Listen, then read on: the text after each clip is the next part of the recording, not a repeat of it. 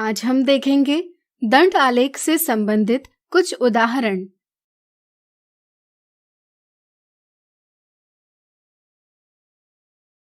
नीचे एक दंड आलेख यानी बार ग्राफ दिया गया है। यह आलेख सोमवार से शनिवार तक एक फल विक्रेता द्वारा की गई सेब की बिक्री को दर्शाता है। यह आलेख पढ़कर निम्नलिखित प्रश्नों के उत्तर प्राप्त कीजिए। पहला सवाल, इस दंडालेख यानी बार ग्राफ का पैमाना यानी स्केल क्या है? हम देखते हैं कि यहाँ पैमाना है 1 इकाई लंबाई बराबर 1 किलोग्राम। दूसरा सवाल, कौन से दिन सबसे अधिक सेब की बिक्री हुई है? दिए गए दंडालेख से हम देखते हैं कि गुरुवार के दिन पर बना दंड सबसे अधिक लंबाई का है, इसलिए हम कह सकते हैं कि गुरुवार के दिन सेब की सबसे अधिक बिक्री हुई है। तीसरा सवाल, फल विक्रेता ने सोमवार और मंगलवार को कुल कितने किलोग्राम सेब बेचे? सोमवार के लिए दंड की 9 इकाई परिकल्पित की गई है और मंगलवार के लिए 10 इकाई परिकल्पित की गई है। हमें यह पैमाना दिया गया है कि 1 इकाई यह 1 किलोग्राम सेब के बराबर है, मतलब सोमवार के दिन 9 किलोग्राम और मंगलवार के दिन 10 किलोग्राम सेब की बिक्री हुई। यानी कि सोमवार और मंगलवार की कुल बिक्री प्राप्त करने के लिए हम इन 2 दिनों की बिक्री का जोड़ करेंगे, जो कि होगा 19 किलोग्राम। इससे हम यह कह सकते हैं कि फल विक्रेता ने सोमवार और मंगलवार को कुल 19 किलोग्राम सेब बेचे। अगला उदाहरण, नीचे दी गई सारणी में अर्णव को कक्षा 6 से 10 तक प्राप्त अंक प्रतिशत में दर्शाए गए हैं। अपनी पसंद का पैमाना चुनते हुए निम्नलिखित सूचना के लिए एक दंडालेख खींचिए।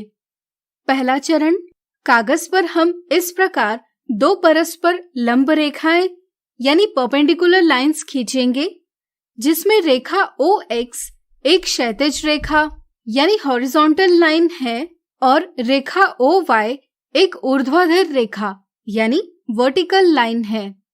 दूसरा चरण, फिर हम क्षैतिज रेखा के अनुदिश कक्षा अंकित करेंगे और ऊर्ध्वाधर रेखा के अनुदिश प्राप्तांक अंकित करेंगे।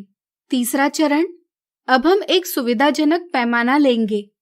यहाँ हम 1 इकाई लंबाई से 10% को निरूपित करेंगे। इस प्रकार हम पैमाना यानी स्केल चुनेंगे। 1 इकाई लंबाई बराबर 10%। चौथा चरण, अब हम दंडों की लंबाइयां ज्ञात करेंगे।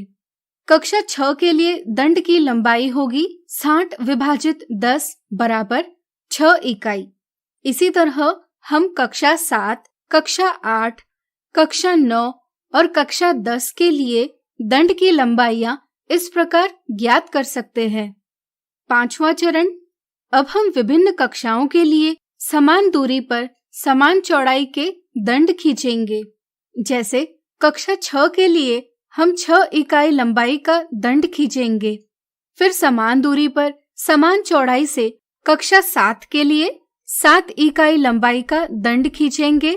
इसी तरह कक्षा 8 के लिए भी 7 इकाई लंबा दंड खींचेंगे। अब क्या आप बता सकते हैं हम कक्षा 9 के लिए किस प्रकार दंड खींचेंगे? सोचिए। बिल्कुल सही। 7.5 का अर्थ है 7 पूर्ण इकाइयां और 0.5 इकाई, यानी कि 1 इकाई के 10 भागों में से 5 भाग। इसलिए हम कक्षा 9 के लिए 7.5 इकाई लंबाई का दंड इस प्रकार खींचेंगे। इसी तरह कक्षा 10 के लिए हम 8 इकाई लंबाई वाला दंड खींचेंगे। इस प्रकार हमने दी जानकारी के लिए दंड आलेख प्राप्त कर लिया है। तो आज हमने देखे दंड आलेख से संबंधित कुछ उदाहरण। अगले वीडियो में हम देखेंगे इससे संबंधित कुछ मिथ्या धारणाएं एवं साधारण गलतियां।